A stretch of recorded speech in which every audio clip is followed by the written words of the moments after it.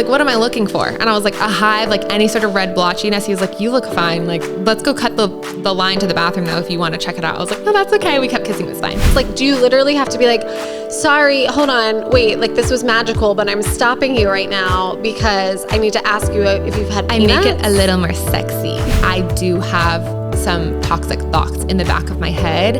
For example, something is like, oh, I'm too much, or my allergy is going to make me unlovable or unwantable. Hi. Hello. And welcome to EpiPod. Sarah is a mom to 2 little boys with food allergies. And Danielle has navigated life-threatening allergies her entire life. Living with an invisible health condition is so isolating. The fear and the anxiety. Trying to cover it up so you don't affect anybody else. Especially your kids. Phew. Sound familiar? Join us on the couch and take a load off with people who just get it. We're so glad you're here. Hi, Sarah. Hey, Danielle. Welcome to episode 6. 6 it is. I can't believe it. Oh my gosh. Today we are talking about dating with food allergies. Yes, which obviously I don't have experience with because I don't have food allergies myself and my boys are super little, but I will, like one day that will be a thing. So I'm so excited to hear from you though. Like that, it feels like it must be the wild, wild west out there. And then mentally too. Totally. I've kissed a lot of frogs. So unfortunately, sorry, mom and dad, but I feel very well equipped to chat through all of the things that I do to keep myself safe, mindset, if you're feeling some type of way about it. And yeah, the TLDR is it's go kiss. KISSING. It's so fun. Good. That's good news. I mean, well, it's good news, I guess, if you're on the prowl. It's maybe not if you're like a parent that doesn't really want your kid out there just like smooching. But anyway, before we dive into all that nitty gritty, tell me what's been up with you. Okay. What's been up with me? I am preparing to move apartments. Right. Okay. I have known that I wanted to move apartments since December, and I only moved into that place in October. Well, you've had that dog, There right? are pterodactyls who live above me. Pterodactyls. Pterodactyls, yes. Mom joke. Yeah, and they just have like made my life miserable. My dog is way more yappy than he used to be, and it's just too far outside of the thick of things in the city than I want to be. Yeah. I moved there because I had the most toxic kind of black mold that you can have in my old apartment, which I loved. But yeah, my lease is up at the end of June. Yeah. And it's such a process to try to figure that out. Like, where am I going to be? How much am I going to be spending now? Like, am I going to have a roommate or not? Like that. I mean, there's just a lot to figure out. Yeah. So I'm gearing up for that. There's a motorcycle gang behind you. So I don't think it's probably picking up. But if I'm looking, they're probably like, why is she looking over her shoulder? Boys. Yeah. We're talking about kissing. You do not want to kiss those guys, No, I don't think. I don't know. I'm sort of into a bad boy. Okay. But these guys are like burly old men. Like, I don't think they're for you, Danielle. Okay. You never say never. Never say never. Yeah, and it started heating up in Austin. Yeah, it's so which hot. I am not a hot weather girly, and you're like, why do you live here? I'm like, I'm not sure. But yeah, it feels like the first week of summer. Yes, it really does. Like, I was just at the Wildflower Center, the Lady Bird Johnson Wildflower Center. They have a big like dinosaur exhibit, and the boys, of course, loved that. But I mean, we were there early and it was okay right in the morning. Yeah. But man, the clock hits like 10:30. I know. And it's brutal. And this might be an episode for down the road, but like Graham's skin, actually, I feel like we should have an expert on to talk more about it. Because somebody told me once that like people who have eczema prone skin and allergies and things, they don't like wick heat or like regulate their temperature the same as others. And like their skin is thicker or something. And again, I'm not like a doctor. I'm totally layman speaking this, but we have to do like extreme things to help keep Graham like not itchy and uncomfortable in the hot sun. Like we've definitely considered moving simply because it's so hard for him to be out. So. Wow. I never had eczema. Never in my life. Yeah. I double checked with my mom. I was like, when I was a baby, was there ever like a warning sign that I was going to have food allergies? And the answer was no, never had eczema. Yeah. But I grew up in West Texas. It's not humid, but it is hot. It's giving Palm Springs minus the level of chic, add in the Billy the Kid vibes.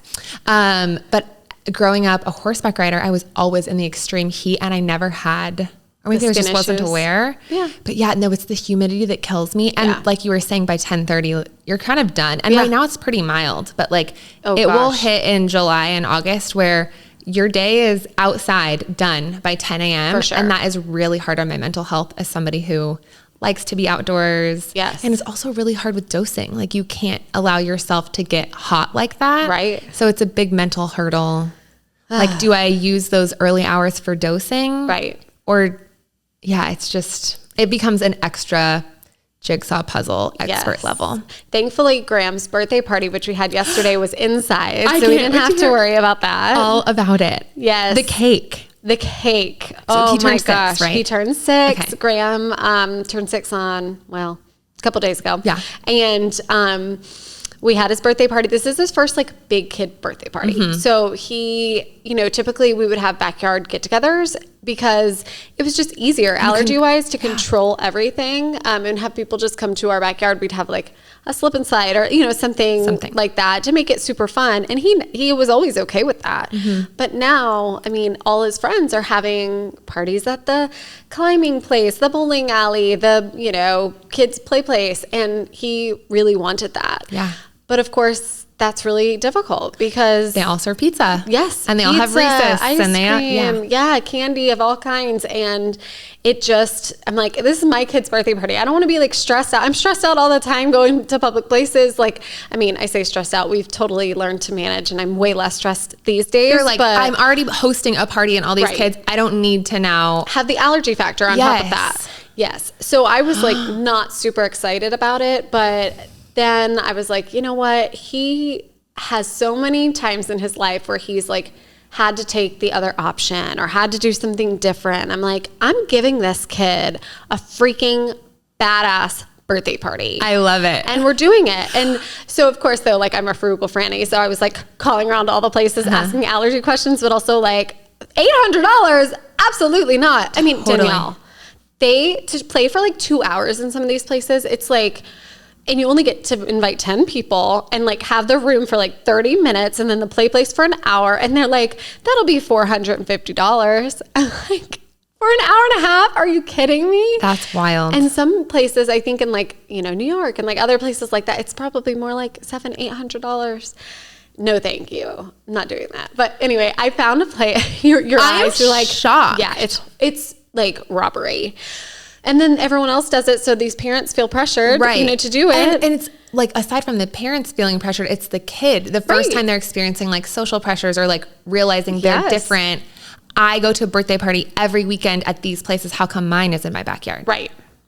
Yeah. So I know that's a whole other topic. So how did you do it then? Is it because of treatment and cross contact? You're feeling so much better, or? I think so. Okay. Yeah. He's older. He's more aware. He's not putting stuff in his mouth as much. His fingers aren't in his mouth quite as much. He, we've made progress in treatment. So like, he's safe for cross contact with his allergens. There's definitely a lot of factors. I am just more experienced as an allergy mom, like there's all these different factors that I think made me feel okay. But of course the cake situation. So he has always been totally fine with like bringing what we bring, like here's your safe cupcake, here's whatever. He'll make like a little comment here and there, but like he's always been very okay with it. But I will say in the last year, like since he's been about 5 in his 5-year-old life, it has gotten very difficult. And this should be an entire episode where he's like, I want a slice of the Elsa and Anna cake, not my thing from your purse, Mom. Like that's a cool dinosaur cake. Why can't I have that? And like, he doesn't just ask why, but then he's like really disappointed when he can't. And as a mom, like when there are a lot of things that can break your heart, but like that feeling of like him, looking at him, watching him be so just upset and feel very like it's unfair. And you want to, some people might, bozos on the internet might be like, life's unfair. He has to figure it out. And in a way, yes, that's true, right? We all have our things. And he has to figure out a way to like cope and manage and deal. But like at the same time, I want my kid to just be able to be a kid. Yes. Yeah. And so this past year has been a little bit difficult when it comes to just like him having feelings about that. And Mark and I both decided like we are giving him the giant, beautiful, highly decorated cake. And I thought, well, now we can do eggs. We have cross-contact clearance for milk and peanuts and tree nuts. So I'm like, okay. We can order one. Well, back to me being a frugal Franny. I'm like, I'm not spending $250 on a birthday cake. And also then, like, you're still kind of worried. Like, did they follow the instructions, like, about allergies? Yeah. Did they slip in some butter because they forgot butter was dairy, which is a very common thing. Totally. But you're like, I'm not paying to feel scared. Extra worried. Yes. I'm already worried. Right. Oh my gosh. And so we were like, we're just going to do this. We're just going to make it. And I say Mark really took this on. I know. Needs to enter one of the like Netflix bake-off shows. Yeah, where honestly, it's like amateurs. Free business idea, Netflix, if you're watching. Amateur and dads baking epic birthday cakes. 1, he would win. And 2, I would watch that. Totally. Because it would just be like heartfelt and stuff. So heartfelt. And also, typically, they're not the ones who are doing the baking. Right. Yeah. At least that's the way I grew up. Yeah, of course. I mean, like, I think more dads are doing it now. Certainly Mark like bucks that stereotype quite a lot. But yeah, so he's just also like a very detail-oriented person. Like I am organized in some ways, but he is like, he'll take his time and have patience. And baking, you need to be exact and detailed. Otherwise, it's pudding. Yeah. Not like a 3-tiered astronaut megalodon of a cake. That thing, how much did it weigh? I mean, it had to be so much. He was like carrying it. He was like shaking and like it was jiggling all around. And he was like, we had the dowels in there. Like you put all these like straws basically that help hold it up, and then like actual cardboard layers like between, so it's not gonna like sink into the other layer and stuff. So I mean, it was a whole like engineering thing. He watched YouTube videos and reels and different things. Oh my gosh, Mark for baking president. Yes, and it was fantastic. I posted about it on Instagram, so if anybody's curious that's just listening, go check out my Instagram. But it looked professional. It did. I mean, it was like a 3-tiered blue and white kind of watercolor look. It was a space theme. So I had bought the like little toppers. Anyway, he did all the construction. He worked for days. Like you have to like make the different layers and like freeze them and do an icing coat. I mean, it's a whole thing. And anyway, so he did all that. And then I just like did the little decor stick-ins on top, and Graham's eyes when he saw it. I mean, the best feeling in the world. I could cry thinking about it. Okay. Also what I loved is that Mark baked a second cake. Yeah.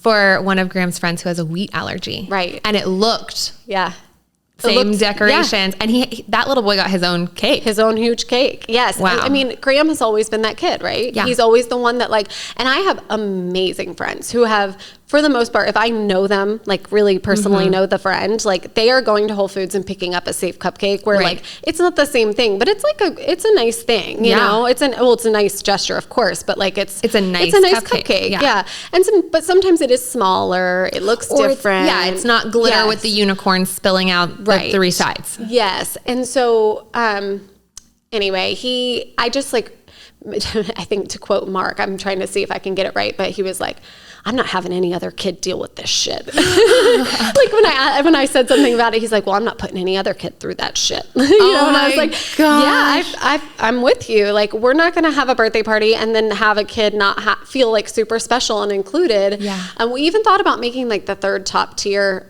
gluten-free, like without wheat, and having like it be literally the same cake and he just gets a slice from the top. But it was, well, one, I was worried about cross contact because I didn't know how comfortable they'd be with it physically touching. And then also, like they rise differently, right? So like it kind of looked different heights and so we just decided to do a separate cake. But yeah, we iced it the same, used the same sprinkles. I love it. Yeah, so he got his own. That kid was probably like, you guys get a piece. Yeah. I got a cake. That's right.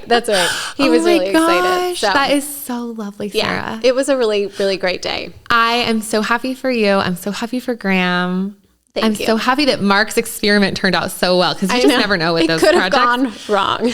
But most of all, my favorite part of I was stalking you online the way that I imagine my parents do, like when I first went off to college, and they're just like, what is she doing? I want to be on a fly on the wall. Yeah.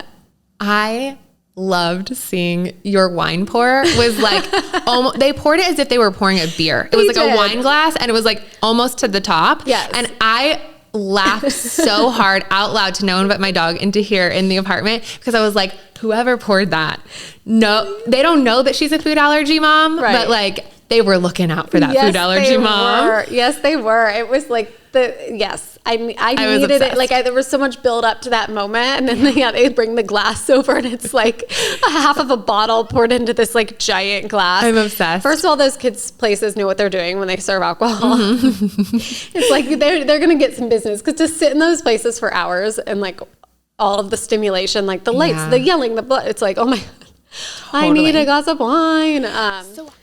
Should we dive in? Yes, let's totally dive in. We always go so long on this beginning. No, but I love it. Yeah, because it's like, I want to catch up with you. Yeah, well that, and also like these are things that just are a part of our lives. Like, yes, we're talking about dating and food allergies today, but like our life doesn't stop right between the like episode topics. So I think the catch up is fun. Yeah. Also, we have a question today for the Q&A at the end, if you stick around for that specifically asks about birthday parties. So I think you might have you might have answered a lot of that person's question just now, but we'll wrap it up. She had some nuance that I feel like we can dive into too. Yeah. Like as a guest of a birthday party. Okay. Well, yes, we'll circle back at the end. Yes. So obviously this is not a topic I really know anything about. I will tell you though, when it comes to like dating, kissing, allergies, all of that, I've definitely thought about it, because obviously like I have little boys who are going to grow up and find a significant other or someone they're interested in to kiss. And immediately I'm like, well, how do you do that safely? So maybe we just start sharing there. Saliva. Yes, because I'm like, I don't understand. Like what if they say peanut, I think, sticks in the saliva or can for more than 24 hours. Yeah. So it's like, well, what if they don't remember that they had peanut butter yesterday at 5 p.m.? Yeah. I'll go through like my nitty gritty safety check boxes. Okay. I am 32. I don't even want to tell you how many boys I've kissed because I don't know. But let's just say, my first kiss wasn't until I was a senior in high school. I've always been a late bloomer, and I kissed my best friend. Okay, this is actually the best. I had a crush on my best friend. He had a crush on me. We were like very snuggly, like very, lines were already getting blurred. Like I remember like holding his hand or like telling him that I loved him, but not like I love you. I was going to say like love before even kissing. No, wow. Like the way that when your best friend gets out of the car, you're like, love you. Like, right. So fun. It was just, I had a boy best friend. Yeah. So whatever. He also was 2 years younger than me. Oh. I hope he's not listening. Oh my gosh. I'm getting embarrassed. Cradle. Totally. Yeah, it's doesn't seem like a big deal now, but when you're in high school, a senior kissing a sophomore is like, whoa. Yeah. But we were both in theater, and the last theater show of the year was called, Night on Broadway. And everybody would sing like their favorite, like it would be like a Wicked number. There would be a Guys and Dolls number, whatever. And so he did a number with, and all like being a theater kid growing up, I was always known as like the girl who wouldn't actually do the kiss. Oh. Because I didn't want my first kiss to be a stage kiss. Okay. And so it was a 2-night show, and on the first night, I didn't know. He didn't tell me he was going to kiss the girl at the end of the song. I'm like, it's just Night on Broadway. It's not like there's a whole plot, and like without the kiss that was in the script, it wouldn't make sense. Like, but they kissed, and I was like, oh. I remember watching from the audience, and I was like, dang it. This was the first act. And so the second act, we're backstage. And I remember we like enter on either sides of the stage. And I remember before we like got into places, we're like 3 seconds from the curtain opening. I remember telling him, and like, we're going to kiss. Like, you have to kiss me at the end. And he was like, but I thought like you wanted a real kiss. And I was like, I do want a real kiss. Like this would be a real kiss. I was so dramatic. Yes, but also it's like so sweet and like little story. Oh my gosh, it was like Lifetime movie. Not Lifetime. It was like a Hallmark movie. Yes. Whatever. So we like sing, we kiss. I remember my mom was video recording it. So my first kiss is on video. Oh my God. She goes, of course it is. Yeah, you can hear her like gasp. The whole audience, all of the students, especially the theater kids, knew like I didn't like it was lore that Danielle Price had not kissed anybody and won't do a stage kiss. So when I kiss, multiple people are like, oh my gosh. It was hilarious. And then we kissed a lot after that. But before that, like I had no idea probably what he ate. Didn't ask him. My thought was always just, we're going to kiss. That's the end of the story. There was no reaction. It was never a problem. Yeah. But like my first kiss wasn't until I was, I think it was 18 at the end of high school, 17. I don't remember. But like the first thing is I waited. Like I don't know. I hear kids in middle school doing things that are not middle school appropriate. Yes. So yikes. That wasn't my story, but I waited a long time. Yeah. And I think I felt safe also because like he never had my allergens really around me anyways. Okay. I don't know. I just never remember that being a topic of conversation until college. So yeah, I'll go straight in with just like what my personal rules are to keep myself safe. The first thing, as we always say, we are not MDs. You have to talk to your MD. Like, what does your allergist recommend? Not what I say. And also your particular allergy. Like you were saying, Graham used to be really reactive now because of treatment. He isn't. Or like some people aren't. Like every body is different. Every allergy is different. So definitely ask your allergist. I personally asked my allergist and he was like 24 hours is your rule. Okay. And that's what I tell my patients. And so I think I always did like a 24-hour, but actually looking back on it, like I just was like the next day. Mm-hmm. Like if he had something at lunch or dinner, I probably would kiss him in the morning. Like it was always just like, if you did it yesterday, that's fine. But today, nothing. Yeah. But like with jobs and stuff, I probably wouldn't have seen him for the whole day. So it was always just one day, 24 hours, because you're able to have multiple meals. You've brushed your teeth multiple times. Hopefully. You never know with boys. So true. The hygiene, which we'll get into with facial hair here in a second. Ridiculous. Yeah. But yeah, so 24 hours. If it's like not a new person, like if you're in a relationship, like they know if they're going to a new restaurant, like a lot of my boyfriends, I've not had that many boyfriends, but whenever I'm in a relationship with somebody, they start saying things like no nuts. They won't say I have a nut allergy because that puts the kitchen into a whole tither, hopefully not a tither, but a whole plan to have no cross contact, whatever. They will just say no nuts. Like I have a sensitivity or something like that. Right. Or they'll confirm no nuts. That way, when they see me that night, we're good. Yeah. If they are not sure, like, oh, actually, like I tried this dressing, there was no nuts, or like, oh, there was these like little Crispies. I think they were onions, but I'm just not sure. Or like, it tasted like not normal. Like maybe it was peanut oil. What I learned, and again, it's because my skin is very reactive, is if they gave me a kiss either like on the cheek or like neck or honestly right here, like on the inside of the forearm, like very sensitive skin, I would know pretty quickly. And it has to be a little slobbery kiss. I really hope my parents aren't listening. Just like, is there a way to like block them from seeing this? Hopefully. Yeah. We'll just like, open to a viewing for everyone except Danielle Price's parents. Yes. Larry and Norma. No. So, like it got to the point where like I used to date a guy who like upon seeing me, or like if he would be eating something at like a music venue or something, like right after eating it, if he wasn't 100% sure, like it didn't have a label, he would just like reach down. It almost became like second nature, like opening a door or washing your hands. Like he would just reach down and like pick up my wrist and kiss me right here, just so we would know. Right. Like, I just can imagine like other people watching you guys like hanging out. He grabs your wrist, he like slobbers on your arm for a second. Like it's just like, it seems like the most awkward To be clear, thing. he made it very hot. Okay, good. Yeah. Okay. There's a way to make that sexy, I guess. The reason that I learned, I can't say sexy. You can't say sexy? No, like why? that's sexy. I don't know. It's not in my vocabulary.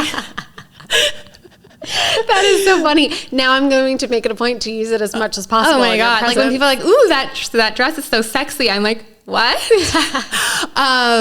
That's a question for my therapist. No. I actually learned that system the hard way. Not the hard way. I was never in any danger, but I was dating this guy. He had a lot of facial hair. Hygiene was questionable, not up to my par, just in general. I remember being like, when was the last time you like wash your towels and sheets. Like, what's going on in here? I shouldn't have dated him. Let's just say that. But he walked in and had come from work and wanted to wash his hands. But I was like making like the sink was filled with vegetables, so he couldn't use my sink. Okay. So he walked in the door, gave me a kiss on the cheek to say hi, and then went back to the bathroom to wash his hands. And by the time he came back, I was really itchy. And I was like, what did you like eat? He had lots of facial hair. Mm-hmm. Gross. Okay. And for any men listening, Danielle Price does not like facial hair. I usually do. I just didn't like him. You do have to clean that. I mean, you have to like scrub. You have to wash your face. My like forever crush is Captain Jack Sparrow. So like I go grungy. I go motorcycle gang. Okay. But like also JFK is the other bucket. Okay. Either or. Yes. If any bearded men are watching and you are interested, don't count yourself out. No. But whatever. But also scrub your beard. That's, clean that shit. Apparently he had like Chinese 2 days before and it was just still lingering because I don't think he like washed his face, or like boys will wash their face, but maybe with like water or like a little soap. If you have a lot of facial hair, like, or one of those long mustaches for No Shave November or whatever, you got to suds. Oh my gosh. Suds, boys. Why am I so grossed out right now? I don't want to kiss somebody with like a big mustache. No. I'm really thankful Mark is like not a super hairy person. And he like, when he's tried to grow a mustache before, I'm like, you need to stop. Like it is, this is going like creepy mustache, not cool mustache. Right. You need to just like shave that off. And it's a good thing because I just think kissing someone with like a lot of wires, facial hair. Yeah. I mean, I don't know. There have been it can be done right, but there have been some guys, I've had some relationships with some bearded men where I'm like, that is so hot. I think I said that's hot, not that's sexy. Okay. So those are like, that's just my like rules 101. I love that. I feel like it's also something to note where like I have kissed guys out in the wild, if you will, meaning like I've met them at a music festival and by the end of the night we're kissing, or, you know, I'm like out with friends and we're out dancing and by the end of the night, like the guy I've been flirting with all night, like we're kissing. Yeah. That is, as you would say, a calculated risk. Like he doesn't know me. I do have to bring up the allergy and I always do, but I am taking a calculated risk because like, I don't know if he fully understands it. He has alcohol in his system. Like I have alcohol in my system. But wait, like take me through this. So you're dancing on the dance floor, like and chemistry is chemistry. And like, you're like ready to, have a kiss. Like, do you literally have to be like, sorry, hold on, wait, like this was magical, but I'm stopping you right now because I need to ask you if you've had peanuts? I make it a little more sexy. Yeah, you know? I mean, you would have to, but like, I don't know, like that might be easy for you, but I feel like for some people, like they don't know how to make it sexy. Yeah, so we'll do like bucket 1 wild, bucket 2, we're on a date. Yeah. And it's like a new thing. I just bring it up as organically as I can, but I have never kissed somebody other than that one time in high school without having a serious conversation. Okay. But it's not just like, oh, it's whimsical, we're twirling, and then it's a serious conversation. So if we're out in the wild, my go-to, because this is how it always was in college. My first relationship wasn't until after college. So this is how 100% of the conversations went in college was I used to ask what their favorite candy was. Okay. All right. Like I would mix it in. Honestly, I'm like a squirrel. I always have snacks. Yeah. Oftentimes I would have candy with me and they'd be like, oh, can I have one? And it was like Sour Patch or something like that. Yeah. And I'd be like, what's your favorite candy? I remember like that happening organically a lot. Yeah. And then being like, if it was Reese's Pieces, I'd be like, oh, actually I've never had Reese's Pieces. I have a really, really bad nut allergy. And like, oh, like what? Like you die? And I'd be like, yeah, like it is very serious if you want to. The callousness of that question. I know. Gosh. Yeah. I remember making out with the quarterback of the football team and this was my in. I was like, there's no way I'm leaving this bar without having a kiss with him. And yeah, he said like peanut butter. And I was like, athlete protein, peanut butter, whatever. But we figured out he hadn't and it was fine. I also will note I've never had any kind of a reaction from kissing. Yeah. And it's not like I've only ever kissed my boyfriends. 1 to 3 boyfriends that I've had. Yeah. Right. Like you have gone out and just been like a young single girl. Oh my gosh. And had fun. Yes. Yeah. So it's totally possible. I will say, like, more recently that has happened. The last guy that I kissed, great kisser. We were out in Austin twirling around underneath a disco ball. He kisses me. We have the conversation. He was like, no, I haven't had peanut butter. Like, I don't really like nuts. Like, I haven't had anything today. Yeah. I think I was just nervous because it had been a minute. I started feeling like I was getting a little itchy. Yeah. And he picked up on it quick. He was like, are you okay? And I was like, honestly, I'm feeling a little bit itchy. And he was like, oh my gosh. He handled it expertly. He like whips out his iPhone, like turns on the flashlight, just like us, all these people twirling around us. And he like tips my head back and he's like, I'm looking, everything looks like it's the same. Yeah. Like, you don't look sweet. You don't. What happened to this guy? He was like, what am I looking for? And I was like, a hive, like any sort of red blotchiness. He was like, you look fine. Like, let's go cut the line to the bathroom though if you want to check it out. I was like, no, that's okay. We kept kissing. It was fine. Aww. I know. Where is this guy? Oh, that's a story for another time. Okay. We'll talk about that later. Yeah. I am in a happy, long-term committed relationship, but it is still fun to hear about your adventures and be like, oh, tell me more. I feel like it might be even more fun because you're in the committed relationship. Right, yes. Yeah. That's what I mean. Like, it's like, I don't necessarily want that at all, but. Yeah. So I would like to note, like, it's not just always flowers and daisies, Like, I have had moments very recently, that being very recently, where I'm like, wait a minute, am I okay? Yeah. So bucket 2, like if say it's like a dating app date or it's a blind date, you've been set up by a friend, and like, I never want to have this like super serious conversation. So honestly, it's when they hear me order, even if it's a glass of wine, because I typically don't like to eat on the first date. I rarely eat out as it is right now, just like where I'm at with my anxiety levels right now. But, I, even on first dates with blind dates or in my eyes, like a dating app date is kind of a blind date. Like, I don't know anything about this person. It's just the hour or less of my time I'm giving them to decide whether I'm giving them a first date. And I don't want to be tied to a whole meal. That's a lot longer than an hour usually. Sure is, so I would like meet up for a quick glass of wine, and a lot of wine bars serve charcuterie. So they hear me ask my questions, and then they're like, oh my gosh, so you have an allergy, like tell me more. They have heard me very clearly communicate. I've been intense with the waiter, not with them. So like, they understand the gravity, and this is the part where I like bring the levity back. They're like, oh wow, so it's really serious. And I'm like, yeah, actually. And I want to communicate to them. Also, I don't typically kiss on the first date for these like non-date first dates, just a personal conduct code. But I want them to know for in the future, or if I do decide to break the rules that night and give them a little smooch, like saliva is what I'm thinking about. What the hamster wheel in the back of my brain is thinking about. So how do you do that how do you bring up saliva to a man that you've only been speaking to for 20 minutes? Like what? My dog, light of my life. I'm like, yes, it actually is pretty severe. And by pretty, I mean extremely. It's very severe. Like, for example, and then I tell them about how if my dog is given peanut butter or a peanut butter treat, every dog thing ever has peanut butter. Ask me why, I don't know. But I'll explain to them like, oh yeah, at the vet's office, they have our folder is bright red and the rest of the folders are just like normal manila envelope. And it's because that is their system. So when they take him to the back for a vaccine or something, they know this dog cannot be given nut anything because of the owner. And he was like, oh, well, why would that affect you? And then I can explain like, oh, like if he's given a peanut butter treat or lick or whatever, like, and then he licks me even up to like a day after, like it could be, he doesn't lick me until dinner time. I'll get a welt. Like it's very serious. And they're like, oh, so you can see their little brains clicking. And they're like, so if we kissed, I'd be like, it would have to be 24 hours at least after you've had nuts. And they're like, cool.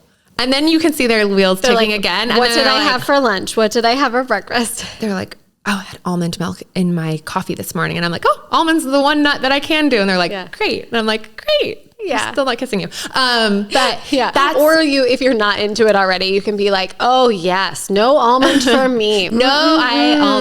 Nope. We're not going to be able to kiss tonight. Dang it. So yeah, I guess like those are my two ways that I've found to make it very turnkey and like easy to explain, easy to mix into a conversation. Yeah. Where you're able to convey like the nuance of saliva, like the seriousness without it just making it all about that. Yeah. Or being like, awkward, weird conversation. Just like not making it awkward. Yeah. So find whatever. My advice would be to somebody with an adult food allergy, especially the people who have had it as an adult onset allergy. And they're like, what do I do? Like, I've never had to think about this before. Yeah. I'm not saying tell those exact anecdotes, but like, what are things in your life that you're constantly explaining that's just like an easy, quick story to tell?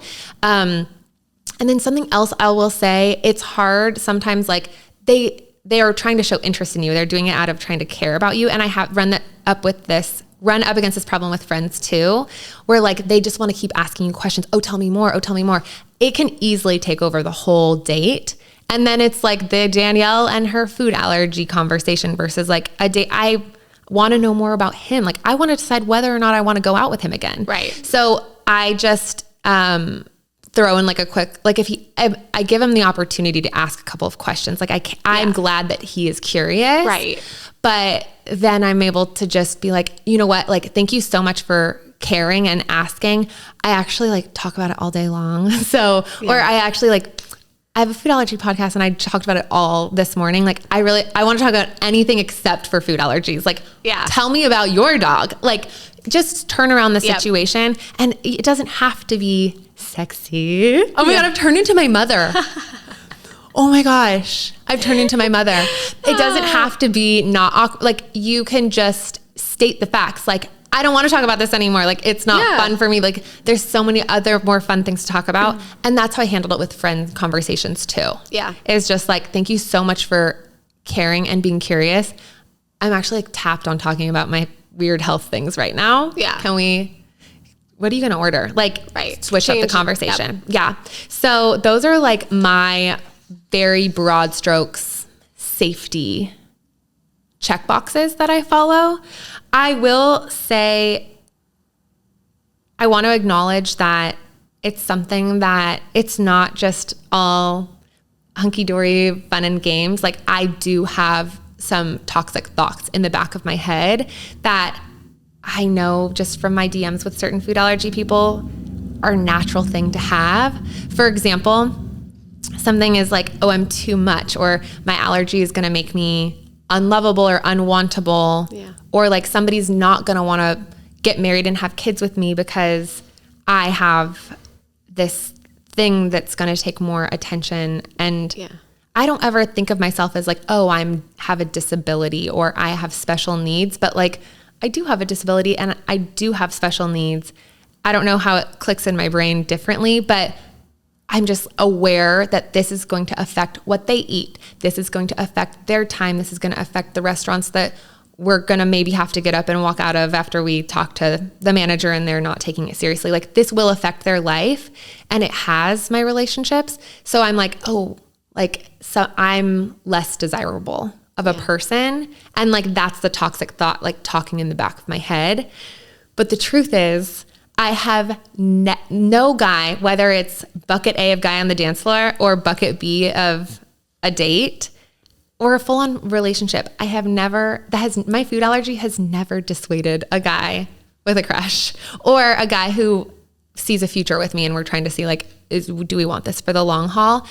I have been through my slew of breakups and never once has it been because of my food allergy or like we broke up because we're not a match on a lot of different things. It's not like one big thing. Oh, sometimes it is one big thing. But when I looked back on all of my relationships, short and longer term, food allergy was never the reason or even a subset reason. Yeah. Why somebody was like, we shouldn't be together or why I have never thought about my food allergy.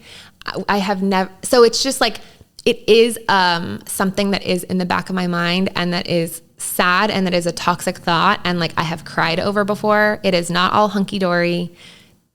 However, the truth and like the reality is, from my experience thus far, that is not true. Yeah. So, and I mean, I think in some ways too, I would think if somebody is so caught up on something like a food allergy, like something like not being able to have peanut butter, or something like, hey, we can't go to this particular restaurant because they crack peanuts and drop them on the floor. Like if they are very caught up in that, or like worried or concerned about that more so than like dating an amazing person like you, then like that is someone you want to steer clear of for a million other reasons, because what does that say about them as just a general human being? And how are they going to be on other topics and other things that are like coming up that might be harder or something more to manage? Like, I don't know. It's like dodge a bullet. Totally. And I think the older I've gotten, the more I'm so aware that everybody has their thing. Yes. Everybody has their ism. Some people super prone to depression and they struggle certain parts of the year.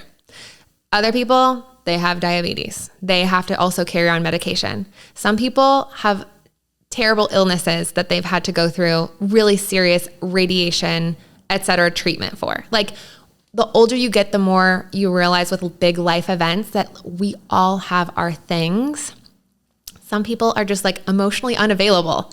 I'm extremely emotionally available. I just have a food allergy. Like that's less maintenance than somebody who like has commitment problems. Oh, for sure. So yeah, I think that's another truth that I stand on is we all have our things, and my thing feels big and intense to me because it is, and the stakes are so high, but everybody has their thing, and I'm going to be signing up to take on somebody else's thing too. That's just what a relationship is.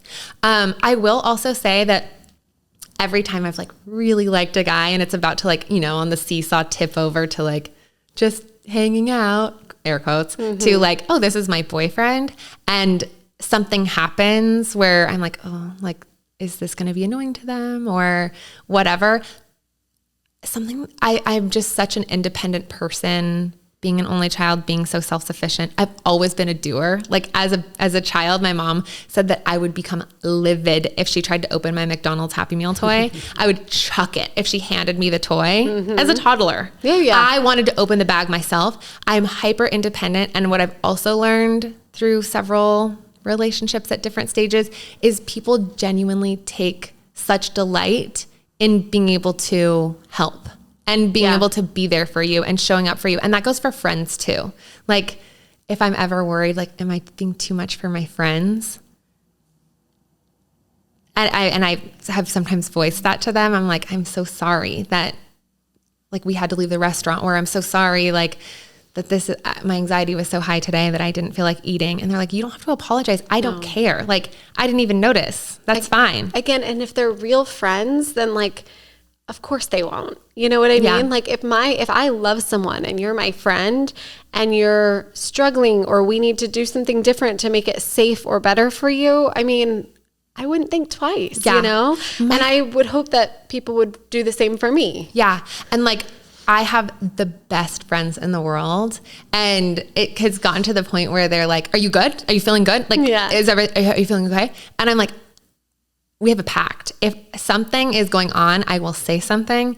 You don't have to, like, I'm good. Yeah. I know you're worried about me, but I'm good. Right. Like they so badly want to make me feel safe and supported that, it's always the opposite problem with friends. And I sometimes forget to think like, well, it should be the same in a relationship, in a romantic relationship too. Yeah. Something else that I've noticed that I think is to note, especially that may give a food allergy parent some solace, is my food allergy has given me the most insane, like, sixth sense with people. And it has really helped me with dating and relationships. It's helped me with work, with like interviews. It's helped me just like being in a place where I'm like, I don't know why, but my core is saying to get myself out of here, or don't do this, or turn around. Yeah, like a spidey sense of like something isn't right. My friends say that I'm 30% psychic. And I joke and I'm like, yeah, I'm 30% psychic. Yeah. I'm not 30% psychic. I am so perceptive because of my food allergy. I am constantly picking up on the smallest details that other people would never pick up on, that whether it's dating and it's like, this is just not my guy, or like this is dangerous. Like, I need to get myself out of this scenario. It has given me a level of perceptiveness that has saved a lot of time and kept me safe in dating. And it's spilled over into, like I said, friendships, work scenarios, etc. So it's something that it's easy to be like, oh, food allergies are going to make dating or kissing harder. And it's like, yeah. And it also makes it easier too. I'm case in point. Yeah. The last thing I wanted to say is this is like to the future tripping side of things. I feel like it's made me a little bit psychic in the sense that I can see what on date one, where I don't even know their, last name, finding out their hometown, like whatever. I can tell you what kind of parent they're going to be one day. I can tell you if we get into a car accident and I have a broken leg for the next 3 weeks, like how you're going to support me in that. Just 20 minutes into meeting them, the way that they have responded to hearing me tell the wine bar waitress or my spiel. Yeah, just like if this is how you're going to react to this, or sometimes it doesn't show up till later in a relationship, but like if you are leading with empathy, with patience, with kindness, with being really supportive when on my worst days, whether it's because anxiety or, if a reaction happens, like that's the type of person that you want to be tying your life to, or forget those high of stakes. That's the type of person you want to be spending a lot of your time with. Yeah. It's a good weed out thing. I mean, like you can, if they respond negatively or turn don't it take into a it joke. seriously, or joke, God forbid, about it. Oh, I got up from a table. Is this the guy kind of recently? Yes. The bar Yes. glass of wine was joking about allergies and you're like, absolutely not, I'm leaving. I literally had taken one sip of the glass of wine. So I was out to dinner with some friends and this guy like stopped by our table when we were like wrapping up to pay to essentially like ask me if I would like to stay and like join his table for another glass of wine. He was like, I just want to get to know you. And I was like, very bold. Very bold. But you can't complain about like, oh, dating apps have ruined dating culture and no one asks me out or whatever. And then somebody does. He seemed perfectly nice. Yeah. And I was like, sure, why not? I have no plans. It's pretty early. Like, I'll stay for another glass of wine. Yeah. The girls are all going home to their husbands. So I'll go stay with, young and fun. And yeah, I took one sip of the wine and the way that and it was his friends mostly, but the way his friends turned it into a joke and were joking about like essentially dying. And then the way that he like latched onto that and like told this really terrible story, I pushed my glass forward and I said, I'm not going to be finishing this. And he interrupted me and was like, oh, you don't like it? Do you want to get something else? And I was like, oh, no, I like it. Great glass of wine. I am not interested in finishing this because I'm not interested in spending any more time with you. The way that you just reacted to me sharing something that vulnerable and like scary for myself, and I'm gone. Yeah. Good for you. Gone. And I strutted out looking as cute as ever. And I mean, driving home, I was like, oh my God, that's like when the lies started chattering. Like, I'm just a joke. I'm not wantable. I'm not lovable. And then I got home and was like, of all of the great guys that I've ever been out with, even the not great guys. Yeah. The answer is no. Like I would never, I don't want to spend, time is such a precious resource, and the way that you choose to spend it is, it's like the most important decision that you can make. I didn't want to spend any more time with that person. No. I mean, to hear your friends joking and not like stop them, or to even like sense that you're uncomfortable and like try to change the subject at the very, very minimum. Yeah. What would have been, that's fine if his friends were joking about it, for him to not sense it and just be like, hey, like what, it's thinning out. Like, why don't you and I go over there? Right. And be like, I'm so sorry. Like that was inappropriate. That made my skin crawl. Or like, I'm sorry that they said that. Like I could tell, like, I just want to get to know you. Tell me, like, what do you do for work? Tell me, Right. There was a million ways to handle it. A million ways he could have handled it that was appropriate, that was kind, and he didn't do any of those things. No. And so you're right. He's not worth your very precious time. bye-bye. Imagine I didn't have a food allergy, which I would give anything to not have. But if I didn't, that might take me to date 3, month 3. Yeah. Before you realized what kind of person he was. Yeah. And then now in 10 minutes, you figured it out and you don't have to waste your time. Good night. Yeah. Went home, opened an even better bottle of wine with my dog, and watched Sex and the City. I mean, blessing in disguise, silver lining, whatever you want to call it. Like, of course you don't want to have an allergy. No. You would poof it away tomorrow if you could. But again, if you're going to have it, you might as well use it for good. And it's saving yourself a lot of like trouble and time dealing with these a-holes. Yeah. And I've had a couple of boyfriends who have treated it so respectfully. Mm-hmm. Like, they have gone above and beyond. One guy that I dated, I didn't even know that I was allowed to, he's the one who told me that I was allowed to pre-board. We were going on an international vacation situation, and he was like, okay, so I did some research into the hotel. Like, they actually, like, these places at the hotel seem like they have allergen statements. And I also did some research about that airline, since you don't typically fly that airline. We weren't flying Southwest, and that's where I typically fly.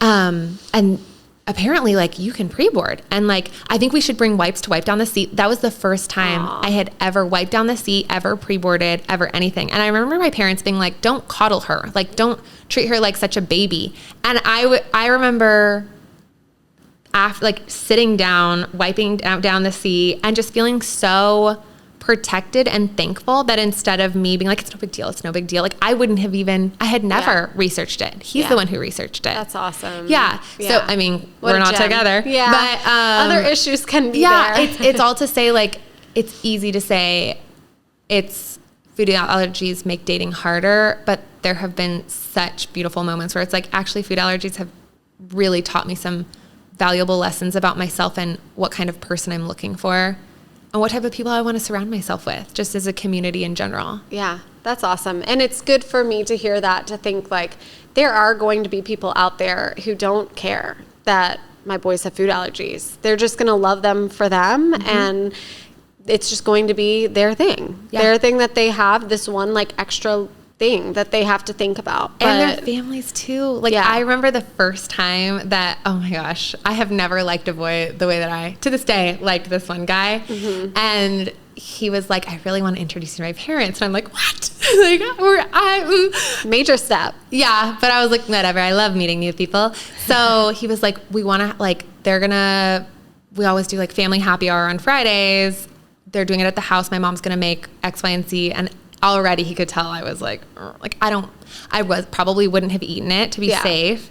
And he was like, don't worry, I already told them, like, you have the nut allergy. They love nuts. They eat a lot of nuts. So I just told them, like, I'm just going to double wash the wine glass before she comes. That way we're good. And I was like, oh, you don't have to do that, but actually you do. So thank you. Yeah. And I remember we showed up. I was not expecting this at all. And his mom was like, there is no pressure to eat what we prepared. Like, please don't feel pressured. But if you are hungry and you do want to eat, I saved all of the labels in case you want to look at them. Aww. And I was like, I had never had anybody do that for me before, ever. And it just made me realize, like, it's not just the guy, but like, it was the first time I had ever met her, and she had saved food labels for me. And I remember I ate this like really funny, like, dipping meat thingy that she made because I felt so comfortable. Not because I was like trying to win them over, or not because I was like feeling any sort of social pressure, because I genuinely felt comfortable. She was like, I lined the thing with foil. That way it wasn't touching the baking sheet. And here are the labels, and don't eat it. But if you get hungry, this is what it is. Here you go. Yeah, yeah. And she's like, and I pulled her aside later in the relationship and was just like, that you had no, like, do you remember that you did that? And she was like, I don't even really remember. Like, I vaguely remember that. Yeah. I was like, that was such a before and after event for me. Like,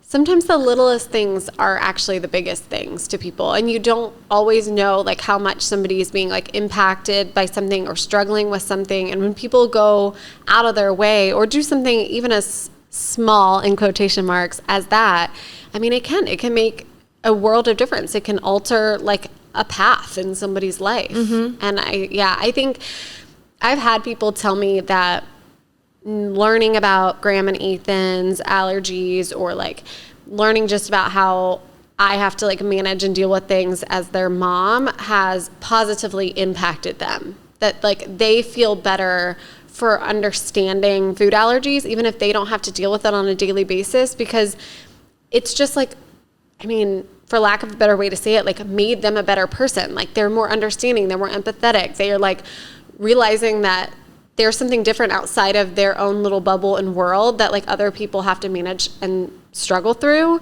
And so it's made them like a more well-rounded human being. And so I've had people actually thank me for that. Like, thank you for letting me see this side and become a better person. I have too. I've had several friends, both people that I've known for years and newer friends, tell me just knowing you and getting a small window into something that I didn't know anything about before has changed me for good. Yeah. I just feel like if I could go back in time and talk to younger me, or even like me of last week, like you go up and down with it. Yeah. The right people, like if anybody makes you feel poorly for your allergy, makes you feel uncool, makes you feel less than, makes you feel undateable, makes you feel like you're a trouble to them, I would just say follow your gut and protect yourself in a way that you know that you're feeling confident in, but also know that, like, I tell myself this all the time, my food allergy is the smallest and most uninteresting thing about me. Yeah. Like, there is a big, beautiful life for you to live out there. You're going to have so many great crushes and hopefully have so many great kisses.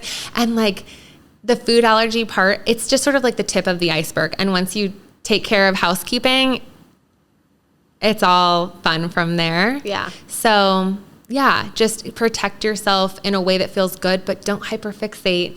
Once you've done your due diligence and whatever that means for you, like have a dang blast. Like have a ball. You will have a ball. I love it. Yeah. Thanks so much for sharing all your tips. Yeah. I think that's going to be really helpful. And it helps me as a mom too, to understand and to not like worry that it's going to cause any kind of like major disruption in my kids' just general like normal social plans in life. Okay, wait. Actually, I stand by those past things, but here's what I'd actually tell a 13-year-old who's like worrying about kissing. Kissing can be pretty gross. Like swapping germs and saliva with people, and like it's gross. So if for whatever reason you've decided it's not safe or you're not comfortable with it, that's okay. You're really not missing out on that much, especially that early on. Yeah.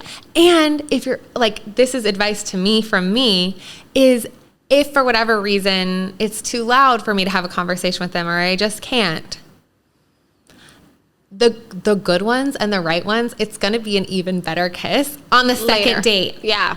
What is waiting one date? I can tell you from all my girlfriends who do not have food allergies, who feel so pressured to kiss on the first date, I answer the phone and it always starts with, blah, like, he tried to kiss me. It's only 9 a.m. If it's a coffee date, what is he thinking? Oh my and I'm gosh. like, oh, things that I typically don't deal with. Yeah. Yeah. So, yeah. Yeah, you're not missing much if you're not getting like a drunken, well, I guess hopefully you're not drunken, but Those when are you're pretty fun. young, but you what? Those can be fun. Yes, but when you're older enough age. Yes, 21 plus. Yeah, you're not missing that much. If it's oh gosh, it's gonna happen right now. Right. It's okay. If it was only gonna happen right then and then never again, you're probably not missing much. Right. And if it was gonna happen anyways, it's like soup. Kissing is like soup. It's better on the second day. There you go. Yeah. Definitely a gumbo is. I'm a Louisiana girl. People make gumbo like on purpose and then like don't serve it till the next day. Yeah. Because it's definitely better. That's what kissing is with a food allergy and waiting till the second date. Gumbo. That's the title of the episode. Kissing is like gumbo. Just don't worry about it. Don't worry about And it. it's like really hot and not gumbo season, but now I definitely want gumbo. Gumbo's sexy. Yeah. Gumbo is not sexy, but it is damn good. Oh my gosh. We have questions to answer. Yeah, you guys. And we're excited because this is actually going to be a sponsored segment that we're going to do every time. And the amazing InchBug, a label company, is deciding to support and sponsor this segment, which is really, I think, a cool thing that we're going to be doing, answering from our perspectives questions that are kind of sticky or tricky that people are running into every day in their life. And we've received so much response, like with people writing in their questions. Honestly, a lot of them are just going to have to be full-fledged episodes. Yes. This one certainly was. People writing in about kissing and dating questions. So thank you for the info on future episodes, but thank you for writing in your Q&A and sharing with us, and for the reviews. Like, the response has been so fun. I cannot look at the reviews for the podcast unless I'm like prepared to cry, whether it's like makeup or I'm dosing. I'm just like, if you prepared for some waterworks, like, thank you so much for the response. You guys are awesome. Yeah. So, InchBug, if you're not familiar with them, they are a waterproof, personalized name label company for kids. Yeah, and the InchBug's owner is also an allergy mom. She is, and I have kind of become friends. I use these labels for my boys. It's so nice to be able to like stick a label on something and like really wash it, like especially if you've left the lunchbox in your car. Oh, gross. Like overnight. I know, but it happens. Like you're always digging a million things out of your car, and so it's like food's been in there for a long time. You have to like scrub to make sure it's like clean, right? Before you use it again. But these labels, they do not budge, and we use them for, you know, school, camp, anything that they need to be like labeled, not just with their name, but with their actual allergies too. Nice. Yeah. I love that. Yeah. Okay, you guys, check out the show notes to learn more about InchBug, and you can use EpiPod 25 for a little special discount just for you guys. Yay, cool. Okay, question 1 is from our Instagram DMs. Here it comes, Sarah, this is for you. Okay. I have a toddler with multiple food allergies who is also contact reactive. We are entering the phase of birthday parties and gatherings, which are incredibly challenging and anxiety-provoking.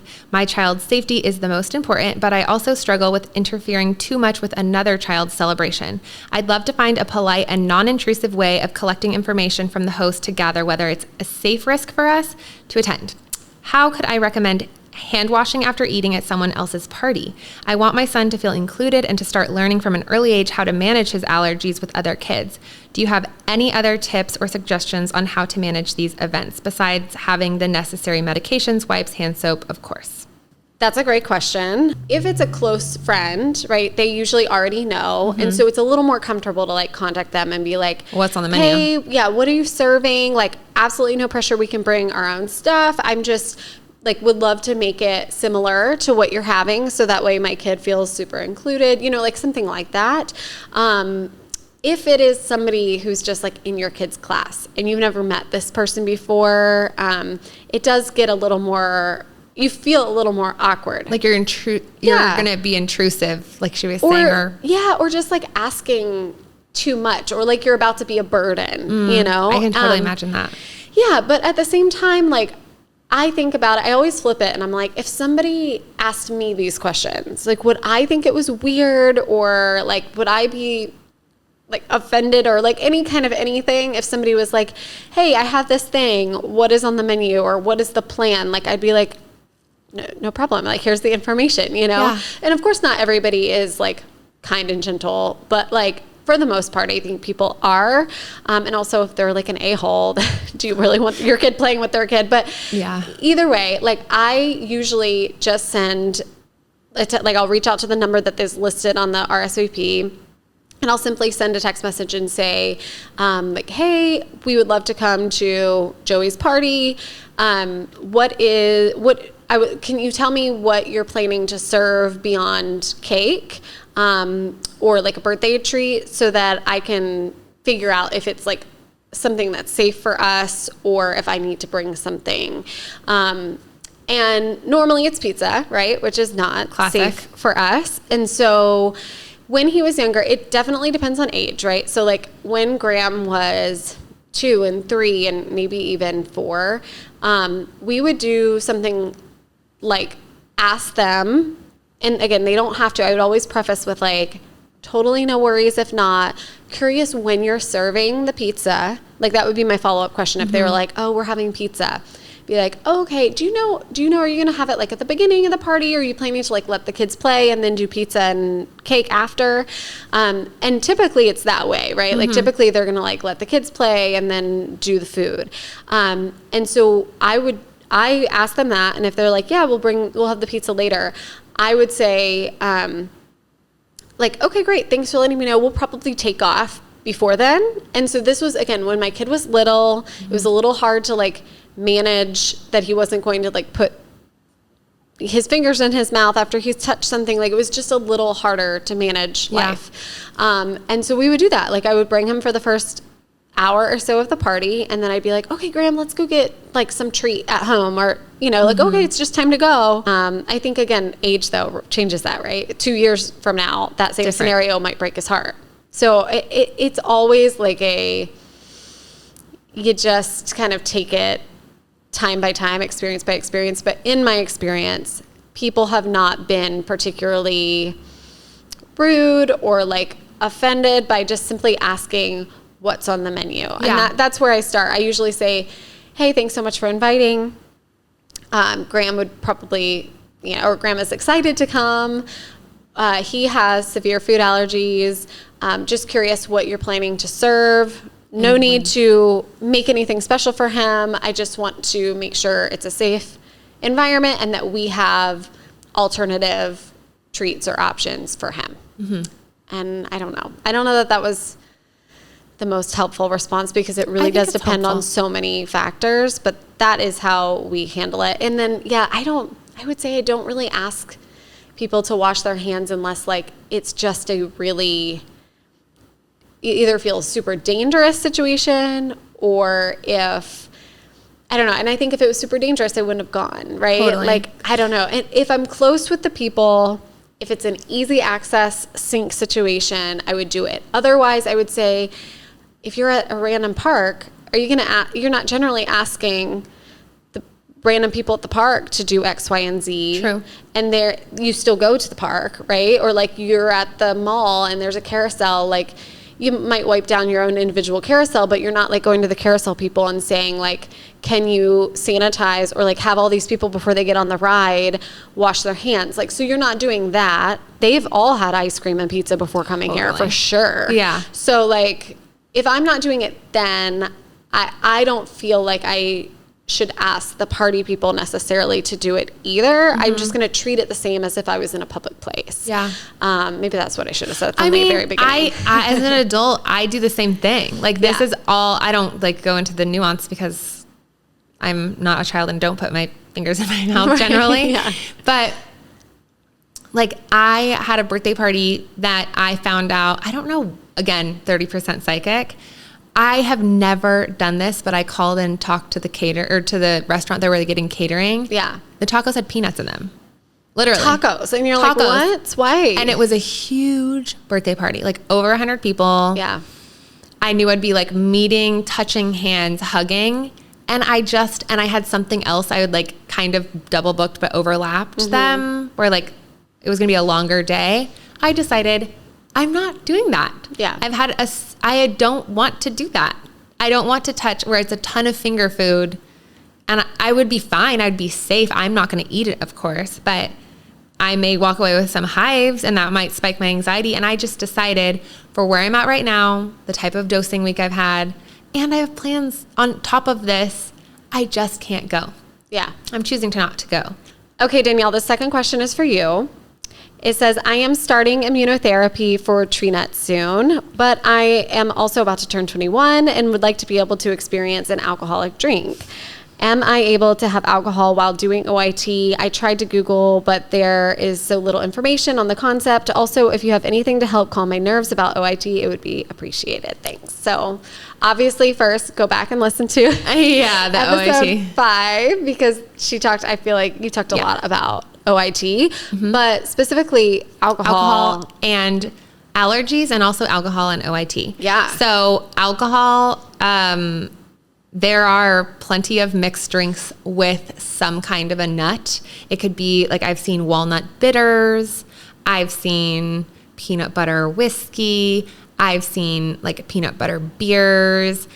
It's out there, but not like incredibly common. Sometimes it's like orgeat.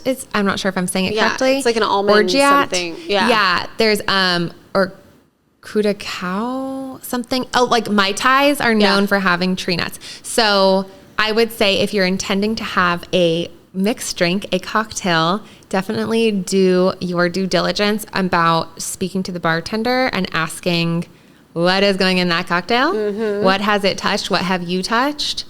I personally, I mean, I love a good skinny marg here and there, but that was more in my 20s. I love wine. I really love wine. I would say it's a hobby of mine. Yeah. It's to drink wine. My dad, it really is a hobby for my dad. And so I grew up around wine. Yeah. I have never, ever, ever had any sort of reaction or issue with wine. I remember once there was like an almond sparkling champagne wine situation. It was like a mimosa made with almond sparkling wine. Okay. I have not seen it since. Every time I've ever brought that up to somebody, especially right after I saw it, it was when I was like in my mid-20s, I would bring it up to every, place I was ordering wine. And never have I ever met a barback all the way up to a sommelier who has ever heard of such a thing. So it was very much so a one-off. I personally stick to wine, one, because I really enjoy it, and two, because it is definitely the safest. I don't drink beer. I've had maybe 1 or 2 beers in my entire 32 years of life, and it was because I was at a frat darty, a day party, and I was so parched, and the closest thing they had to water was a Corona. So I have dabbled ever so slightly in beer, and it was not an issue. But I know that beer is, I don't know, like you mix different ingredients into it. Yeah. So there may be like one-offs. Yeah, and certainly wheat is in a lot of beer. Of course. But in terms of, this person saying in that allergy, Mm-hmm. I mean, I would say, if you're at like a craft brewery, you'd probably need to add, like Mark brews his own beer and like has been into beer for a long time. And like, yes, there are things in beer that would be more so likely than in wine, I would say, but also the majority do not. And so as long as you have somebody who can like answer the questions as in like what's in this beer, I think that would be a safe option at a bar, especially if you have like a go-to, like maybe it's put to this person like who's just turning 21, like experiment at home, right? Like before, and then like once you have your like favorites that are also safe, then you just get those at the bar. Honestly, I need to learn how to drink beer because there are so many times I'm at a dive bar where I'm like, I'm not drinking whatever wine comes out of a bag. Okay. I have traveled to Provence and the Champagne district. I'm not drinking bougie Danielle. Yeah. It's okay. Proudly. I'm proudly bougie about my alcohol too. I'm like, if I'm going to drink, it's going to be good. Yeah. It's okay. I'm in That's my another 30s. thing is alcohol. Like, it makes your face puffy, inflammation, beer bellies. Like there are a lot of downsides to alcohol, brain shrinkage. I've just watched listened to a podcast about Dr. Amen talking about like the links between cognitive dementia, et cetera. I feel like I've seen little clips of that. Anxiety is very real. So if you find out that you don't love alcohol, then that's one less thing to worry about. I love wine. I will say something that this person should be on the lookout for, and that has been an issue for me a lot, specifically because of my love for wine, is a lot of wine bars have charcuteries. So the same bartender who is touching the rim of your glass and pouring you a glass of wine and setting it down in front of you, touching where you're going to put your mouth, has just prepared a charcuterie. And that has, not reactive, but I saw it happen and pointed it out. And he was like, oh my gosh, don't drink that. Let me wash my hands. He washed a glass and he was like, just to be safe. So they go above and beyond when I mention that. So a lot of people, and I hate this, it's so not empathetic, where if I am just ordering a glass of wine and they're like, you think peanuts are in your Chardonnay? Yeah. I'm like, knock off the attitude. In my head, of course, I don't say that out loud, but I'm like, also, you never know. You don't understand the concept of cross-contamination. So you will probably get feedback when you're ordering just an alcoholic beverage, of you think that there are almonds in this Pinot Noir. And I'm sorry that somebody is about to make you feel dumb. it's so unkind of them. That's on them, not on you. And you should always tell the bartender. Most of the time, they say, thank you so much. I'm going to wash my hands just to be safe. Or they'll say, there is no nuts behind the bar. You're good. And then you really can enjoy your time. Yeah. In terms of how it affects OIT. Oh, right. It does affect OIT. It was one of my first questions to my doctor because I told myself, if you can't drink wine anymore, you're not doing OIT. That's how much I enjoy wine and how much of a part of my life it is. So you still can drink it. It's just a timing thing? Yes. It's similar to exercise. The motorcycle gang is back. They love wine too. Yeah. It's similar to exercise. Alcohol does change your metabolic rate. And so my doctor, I was just like, can I drink? He was like, yes, but not while you're dosing. And I asked him, is it the same time parameters, like 2 hours after? And I love this about my doctor, and it's why he's the perfect doctor for me. He's always so honest and so researched. And he was very clear, like, I don't have a piece of research or a study to tell you, yes, it's the same as exercise, exactly the 2 hours, you'll be fine. But I would assume that would be a good place to start. Like, obviously, don't drink a mimosa an hour after you've dosed. Right. You wouldn't go to a SoulCycle class an hour after you dosed. I dose really early in the mornings, as early as I can when I wake up. And I never would have, unless it's like a mimosa, which I don't typically drink mimosas, it will put me to sleep. So even if I could, I probably would choose to just have normal orange juice. But I've never had a problem with it. That's great. Yeah. Thanks for sharing. Send in all your questions. Yes. Write us a review, make us cry, or not. It will though. And we'll see you next Tuesday. Go to the show notes for more information on our sponsor InchBug, our Instagram handles, and there's some other sneaky affiliate codes of some of our favorite allergy products down there. Yes. We'll see you next Tuesday. See you next week.